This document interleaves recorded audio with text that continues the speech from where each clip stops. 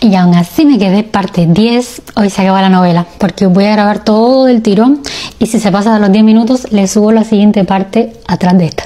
Nos quedamos en que llegué de México a Cuba, a casa de mi novio que acababa de salir de prisión, después de estar viviendo casi un año con mis suegros que me estaban protegiendo de que me querían involucrar en un delito del que yo no tenía nada que ver. Pero toda la mierda que hacía mi ex me salpicaba como si yo fuese la mamá de Ángel Aguilar. Así que si les gusta el chisme, las novelas y son capaces de aguantar los capítulos de La Rosa de Guadalupe sin hartarse, por favor vayan a ver las partes anteriores, porque es que no tiene desperdicio ni una sola. Además que son importantes para entender el desenlace de esta saga Super Saiyajin. Visualicen que estoy llegando con mis suegros y mi hija a casa del innombrable y que él bajó a ayudarnos con las maletas, abrazó a sus padres, cargó a Nani, la llenó de muchos besitos y abrazos, me miró a mí y ¿qué creen que hizo? Yo intenté abrazarlo, pero me ignoró el saludo. Tomó la decisión de que el mejor castigo para mí era tratarme lo menos posible por haberle sido infiel en el tiempo en el que yo estaba fingiendo de que aún seguíamos juntos, porque me estaba amenazando de que si yo no estaba con él sería la desvivisión. Obviamente que eso me dolió y no porque me hubiese olvidado de todo lo que me había hecho, sino porque una parte de que él estuviese fuera de la cárcel era gracias a mí, porque la labor de sacarlo no fue solo de sus padres y de las abogadas, eso fue un trabajo en equipo y de mis noches estudiando y sin dormir, aprendiéndome el código penal y preparando la información bien organizadita para enviarla. Les voy a ser sincera, sí que me dio coraje que yo le hiciera uno y él 500.000, 800, porque ni siquiera existe el número de la cantidad de cosas que me hizo, y que la mía fuera la más grave, que yo fui la más juzgada, que me trataran como cuando el hijo de la gran madre tierra de la caridad había caído preso por culpa de andar de puto, mujeriego, mentiroso, infiel. O sea, no mames, güey. Aunque cometí un error y yo sé que no debí faltarle a mis valores, a lo que siempre yo demostré, yo sentía que yo merecía el perdón inmediato. Me da totalmente igual si no piensan como yo. Yo me merecía que yo llegara y me besara hasta la uña transparente del dedo meñique del pie. Pero él sabía manipularme súper bien y él sabía muy bien que si él hacía eso yo iba a ser sumisa y no le iba a andar reclamando por todo lo que había hecho. Quiero aclarar que antes de que yo volviera, él ya sabía hacía más o menos un mes lo del entrenador, porque nosotros seguíamos hablando por teléfono y ya habíamos hecho las paces telemáticamente. O sea, yo no me esperaba esa reacción de él cuando yo llegué, porque supuestamente estábamos bien. Yo para nada esperaba esa frialdad de su parte y mucho menos porque ya habían pasado demasiadas cosas. Nosotros lo que nos merecíamos en ese momento de la vida era paz y tranquilidad. El día que yo llegué, estuvimos horas hablando y según él, el tema fue que él no esperaba que cuando él me viera, él fuese a sentir asco. Me amaba tanto que verme en persona lo hacía imaginarme con el otro. Y luego se molestó que yo le recordara de que esa sensación que él estaba sintiendo en ese momento, él me la había hecho sentir a mí cientos de veces. Pero él me decía que era su momento, no el mío. O sea que el mío ya había pasado, ¿no? Estuvimos hablando acerca de si seguir o no juntos. Era una situación demasiado incómoda.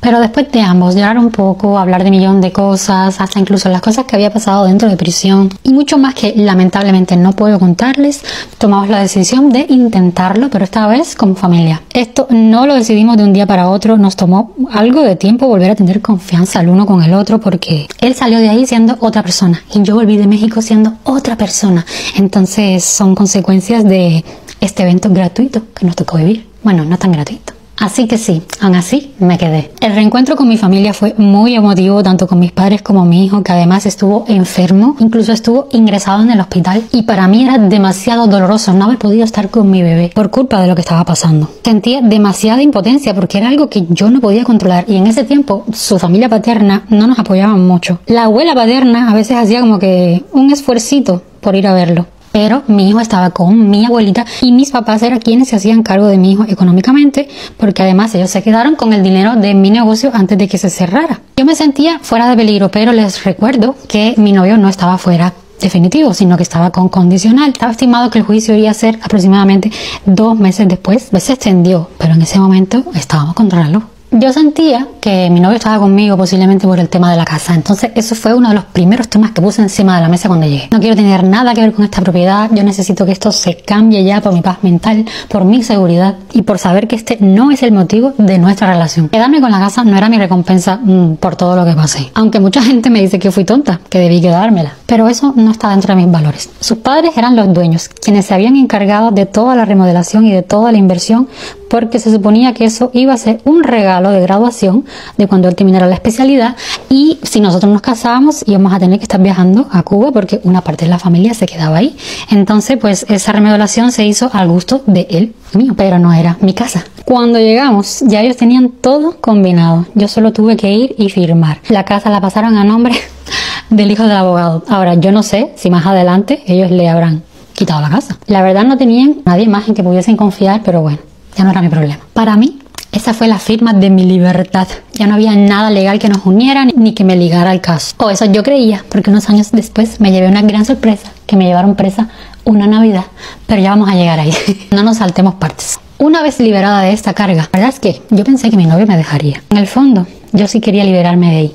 Pero ahora les voy a contar la razón de por qué siempre me quedaba. Yo tengo un trauma por culpa de mi papá y por eso es tan importante medir las palabras que le decimos a nuestros hijos. El impacto de lo que nuestros padres nos dicen es mucho mayor que los de una persona que no tenga ninguna conexión con nosotros. Cuando yo estaba embarazada de mi segundo hijo, mi padre me repetía muchas veces que yo estaba cometiendo un gran error en tener hijos. Que los hombres no quieren a ninguna mujer con hijos y que si yo me separaba del padre de mis hijos, nunca nadie más me iba a querer. Y que todos los hombres a partir de ese momento me iban a ver solamente para algo físico y que iba a pasar a ser simplemente un trapo sucio de usar y tirar. Y eso ocasionó que le perdonara muchas veces al padre de mi hijo falta de respeto, infidelidades y muchas más cosas. Siempre tuve miedo de separarme porque las palabras de mi papá siempre estaban en mi cabeza. Tenían mucha fuerza porque ¿por qué me mentiría mi papá? Que además siendo hombre sabía muy bien lo que estaba diciendo. Si creen que esta historia es de telenovela, no se imaginan la que tengo con el padre de mi hijo, que es también y aún así me quedé fuertísimo. Estas palabras que mi papá me había dicho ocasionaron que cuando yo rehice mi vida con el mexicano fuese un evento especial. Por fin, un hombre que me quería con mis hijos y aparte de demostrarle a mi padre de que estaba equivocado, yo me sentía especial de ser la única mujer con hijos a la que quería. Porque ese hombre hacía planes de vida conmigo y con mis hijos. Y más adelante, cuando empezó a hacerme cosas, pues obviamente que yo tenía miedo de separarme porque ningún otro hombre me iba a amar con hijos. Ustedes tal vez no lo entiendan, pero yo quería que mis hijos crecieran sin una figura paterna. Y no me refiero a que él sustituía a su padre. Yo nunca busqué un sustituto ni que la persona que estuviese conmigo se hiciera cargo de mis hijos. Yo lo que quería era un guía, que ellos tuviesen una figura masculina de quien aprender, cosas que era imposible que yo les pudiese enseñar. ¿Para qué les voy a mentir? Él hacía un gran papel. Fuera de lo muy mujeriego que era una gran persona y hacía un rol de padrastro muy bueno, nos daba muchísimo cariño, muchísima atención y educaba a mis hijos por el camino del bien. El actor del año es el innombrable un Oscar. Yo no quería perder eso, por lo que le seguí dando 1000 oportunidades, porque cada vez que me hacía algo, las palabras de mi papá rebotaban y rebotaban en mi cabeza. Nadie te va a querer con hijos. Esa fue la frase clave que me hizo quedarme todas las fucking veces. No podía estar más equivocada. Si eres madre, estás viviendo una situación similar y estás aquí viendo el chisme, te voy a decir una cosa directamente a ti. Tus hijos no necesitan un sustituto para su papá, te necesitan a ti. Si ya no estás con su padre, por la razón que sea, el hombre que esté contigo después de él es un complemento de tu vida y de la de ellos. Es alguien que te tiene que querer y respetar, pero que tiene que entender que por encima de ser mujer, eres madre. Quien no lo acepte, no merece estar a tu lado y mucho menos al lado de tus hijos. Hay padrastros que son 1000 veces mejores que los padres, pero el objetivo es buscar un compañero de vida, no un sustituto. Estar sola después de esa relación fue lo que me hizo entender que yo no necesitaba a nadie para ser feliz. La paz mental que me llegó después de estar con ese monstruo me hizo la gran madre y mujer que soy a día de hoy. Me superé y me convertí en una leona que sacó adelante a sus hijos sin ayuda de ningún imbécil. Aprendí a no permitir dejar entrar a nadie a mi vida que pueda perturbar mi paz mental y emocional. Pensaba que no podía sola. Y adivinen, sí pude, pero para conseguir eso tuve que casarme mucho tiempo con soledad. Esa fue la que me enseñó de lo que soy capaz y que no debo depender de nadie para estar bien. Casi que en todas las partes les he tenido que repetir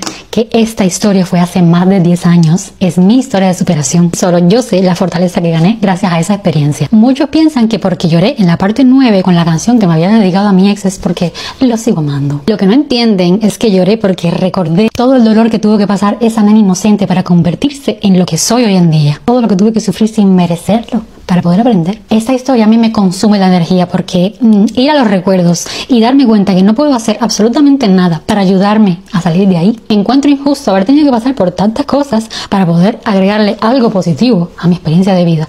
No tendría por qué haber pasado nada de eso, no. Y yo no espero que lo entiendan, simplemente le estoy explicando el porqué.